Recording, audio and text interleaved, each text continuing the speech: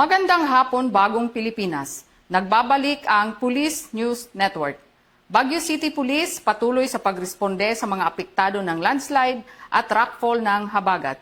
Yan ang tinutukan ni Patrolman Adrian Dayao. Mabilis na rumisponde ang Baguio City Police Office sa mga insidente ng pagbaha at pagbagsak ng mga bato sa gitna ng malalakas na pag-ulan dala ng habagat. Sa Barangay Fairview, tumulong ang Police Station 1 sa paglilinis ng kabarang drainage matapos pumasok ang baha sa isang bahay dahil sa nagbagsakan na puno, mga bato at lupa. Samantala, nagsagawa rin ng clearing operation ang City Mobile Force Company sa Cannon Road, Viewdeck sa Barangay Camp 7 matapos ang rockfall upang matiyak ang ligtas na pagdaraan ng mga motorista. Pinaalalahanan ng Police Regional Office Cordillera ang publiko na manatiling nakatutok sa mga weather updates.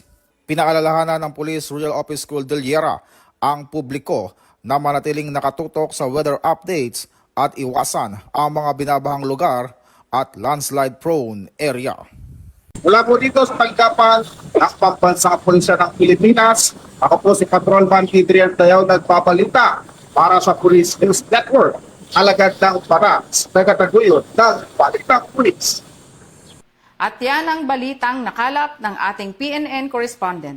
Ako po si Police Lieutenant Colonel Brenda O. Garcia, alagad ng batas, tagataguyod ng Balitang Pulis.